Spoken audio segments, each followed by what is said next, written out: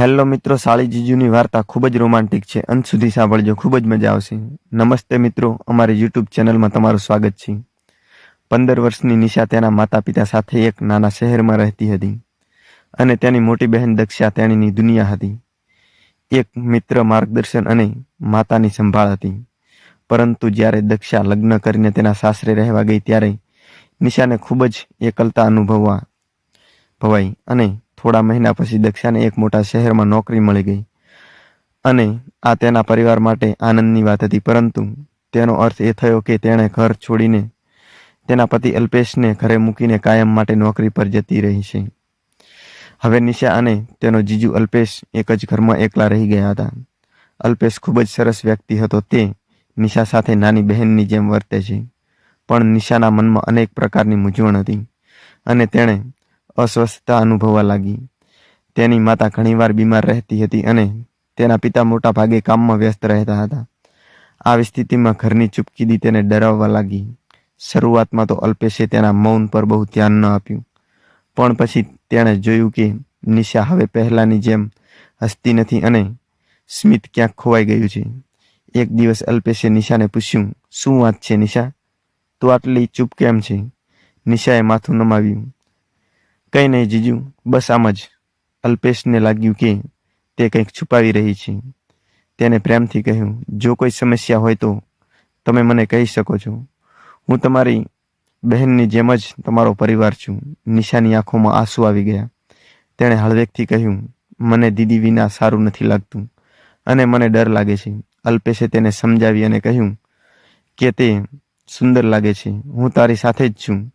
નિશાએ અચકાતા કહ્યું, "અને મને લાગે છે કે હવે કંઈ પણ પહેલાં જેવું નહીં થાય. મને ખબર નથી, પણ મને અંદરથી કંઈક વિચિત્ર લાગે છે." અલ્પેશ હવે તેની મૂંઝવણ સમજી ગયો હતો. તે કિશોર વયની હતી. તેના જીજુ સાથે તેના ઘરમાં એકલી રહેતી હતી અને તે સમાજના દ્રષ્ટિકોણથી તેના મનમાં ઘણી વસ્તુઓ ભરી રહી હતી. તેણે હસીને કહ્યું, "નિશા, હું તારા પિતા જેવો જ છું. તારે ડરવાની કોઈ જરૂર નથી અને હું તો તારું રક્ષણ કરીશ. તમારે ડરવાની જરૂર નથી અને જો તમને ક્યારેય કંઈ અજુગતું લાગે તો તમે મને ખુલીને વાત કરી શકો છો." નિશાએ અલ્પેશની આંખોમાં સત્ય જોયું અને પહેલીવાર તેને લાગ્યું કે તે હવે એકલી નથી. ધીમે ધીમે નિશા નોર્મલ અનુભવવા લાગી. તેણીએ તેના અભ્યાસમાં ધ્યાન આપવાનું શરૂ કર્યું, તેની માતાની સંભાળ લીધી અને અલ્પેશ સાથે ખુલીને વાતો કરવાનું શરૂ કર્યું અને આમને આમ જ સમય વીતતો ગયો. પણ અલ્પેશ અને નિશાના સંબંધોની માયા ક્યારેય બદલાઈ નહીં. આ એક એવું બંધન હતું જેમાં કોઈ ડર નહોતો, કોઈ સંકોચ નહોતો. બસ એક સાચો પવિત્ર સંબંધ હતો, જે એક બહેન ભાઈ જેવો હોવો જોઈએ. હવે સમય વીતતો જતો હતો પણ નિશાના દિલમાં હજુ પણ ખાલીપો હતો. તેની બહેન વિના ઘર ખાલી ખાલી લાગતું હતું અને કેટલીક વાર તેને ભાઈની વિચિત્ર લાગણીઓ અનુભવાતી હતી. જીજાજી અલ્પેશ હંમેશા તેની મદદ કરવાનો પ્રયત્ન કરે છે, પણ નિશાના મનમાં એક અજાણી ગભરાહટ હતી. એક રાત્રે અનુ અચાનક જાગી ગઈ. ઘરમાં એક અજીબ શાંતિ છવાઈ ગઈ હતી, જેનાથી તે બેચેન થઈ ગઈ હતી. તે ધીમેથી ઊભી થઈ અને પાણી પીવા રસોડામાં ગઈ. તેને ગ્લાસ ઉપાડ્યો કે તરત જ તેને ખ્યાલ આવ્યો કે તેની પાછળ કોઈ ઊભું છે. તે ગભરાઈ ગઈ અને ઝડપથી પાછી ફરી. "તમે કેમ ડરો છો? હું અલ્પેશ છું." અને નિશાએ રાહતનો શ્વાસ લીધો, પણ તેમ છતાં તેનું દિલ ઝડપથી ધબકતું હતું. અને તેના જીજુ અલ્પેશે કહ્યું, "રાત્રે આ સમયે શું કરો છો? આટલી મોડી રાત થઈ ગઈ છે."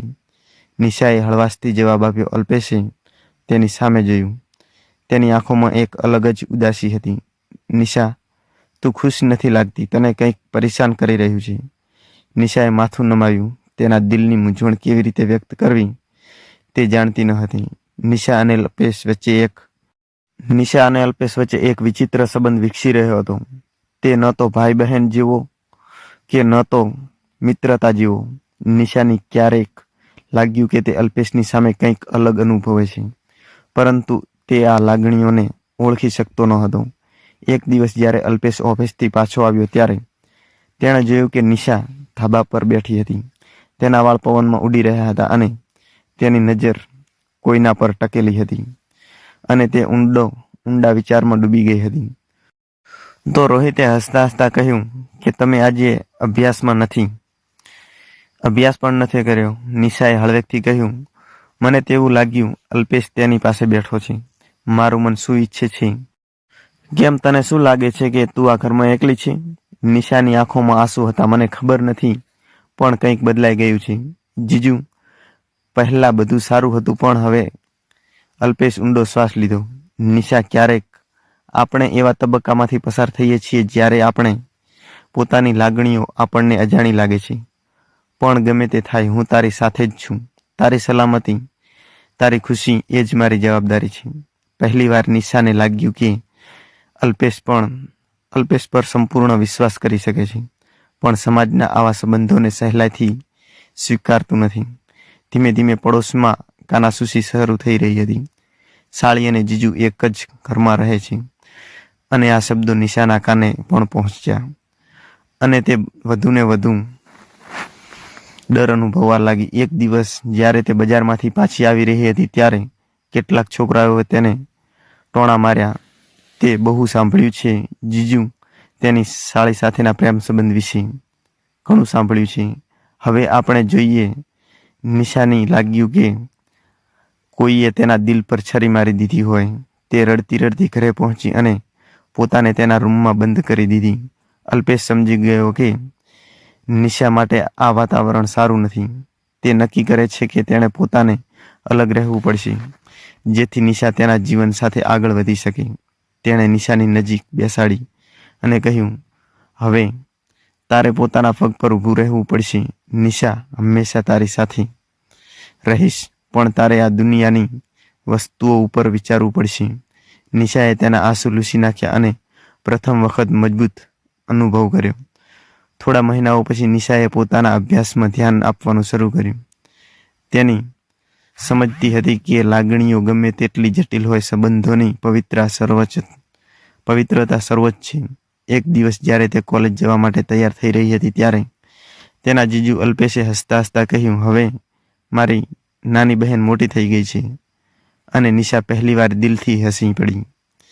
અધૂરું સ્મિત હવે પૂરું થઈ રહ્યું હતું, પણ સમય પસાર થઈ રહ્યો હતો, પણ નિશાના મનમાં હજુ પણ ઉથલપાથલ થતી હતી. સમાજની વાતો, સંબંધોની ગૂંચવણો અને એક અજાણી લાગણી, બધું જ તેને અંદરથી ઘેરી વળતું હતું. તેણી તેના જીજુ રોહિત પ્રત્યેની તેણીની લાગણીઓને સમજી શકતી નહોતી. ભલે તેણીએ શું ભૂલ કરી?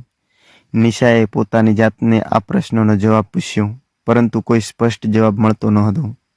એક રાત્રે નિશા તેના રૂમમાં બેસીને રડતી હતી. અલ્પેશે દરવાજો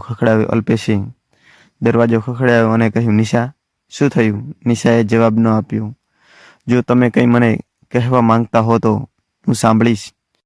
અલ્પેશે તેને આવા કહ્યું. નિશાએ ધીમેથી દરવાજો ખોલ્યો. તેણીની આંખો લાલ થઈ ગઈ હતી. જીજુ, લોકો ક્યારેય આપણા સંબંધોને સામાન્ય રીતે જોઈ શકશે? અલ્પેશે એક ક્ષણ માટે ચૂપ રહ્યો. નિશા, સંબંધો બહારના લોકોની વિચારસરણી પર આધારિત નથી, પણ આપણા દિલના સત્યથી નક્કી થાય છે. પણ આ સમાજની વિચારસરણી આપણને ક્યારેય એવું લાગે છે કે આપણે ખોટા છીએ, ભલે આપણે ખોટા ન હોઈએ. અને જો મને ક્યારેય ખોટી લાગણી થાય તો?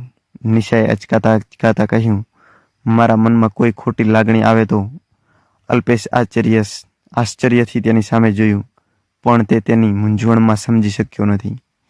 અને અલ્પેશે કહ્યું કે જો ક્યારેય એવું લાગે તો તમારી જાતને પૂછો, આ લાગણી વાસ્તવિક છે અથવા તે ફક્ત પરિસ્થિતિને કારણે જ છે? નિશા મૌન રહી. તે પોતે પણ જાણતો ન હતો કે માત્ર એકલતાની લાગણી હતી કે બીજું કંઈ. થોડા દિવસો પછી અલ્પેશે એક મોટો નિર્ણય લીધો. નિશા, હું હવે ઘરમાં નહીં રહી શકું.